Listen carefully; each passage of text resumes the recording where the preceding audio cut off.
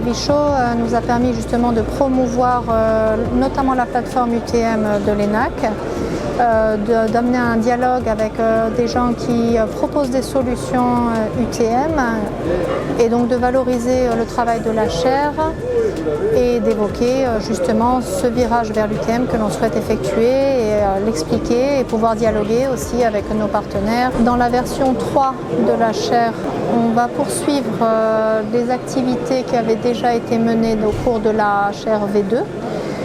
Notamment le travail sur l'intégration d'intelligence artificielle sur le drone. Et on va essayer d'étendre la réflexion non seulement au niveau du drone lui-même, mais aussi au niveau du sol, et voir comment ce que l'intelligence artificielle pourrait apporter dans les nouveaux services U-Space par rapport aux activités déjà menées. Donc on a beaucoup travaillé sur la calibration d'ILS par drone.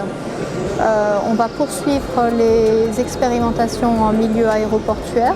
L'étape qu'on va ajouter dans la chaire drone V3, c'est le fait qu'on s'est doté depuis cette année d'une plateforme UTM qui va permettre de travailler en simulation des axes différents, effectivement les opérations aéroportuaires, mais aussi les études de sécurité. Ensuite, on va pouvoir aller beaucoup plus loin en travaillant donc avec des acteurs de tous bords du transport aérien. Donc on a le contrôleur aérien, le pilote, ceux qui font l'environnement, les opérateurs de drones et éventuellement ceux qui joueront les nouveaux métiers type les USSP, donc les U-Space Service Providers.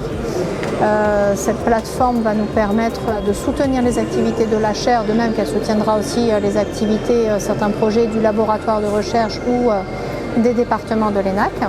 Donc Sopra Steria a décidé d'être mécène de la chaire système de drone pour permettre aux drones d'accéder à l'espace aérien de manière sécurisée.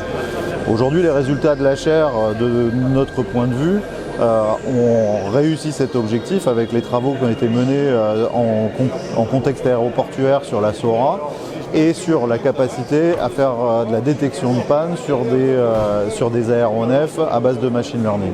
L'ENAC bénéficie d'un accès à des opérationnels, des contrôleurs aériens, des pilotes, c'est doté d'une plateforme UTM dédiée qui permet de travailler ces concepts avec des systèmes de visualisation de tours, ces simulateurs de contrôle aérien, ces simulateurs d'avion et la capacité à embarquer en fait d'autres acteurs externes qui pourraient apporter des nouvelles briques.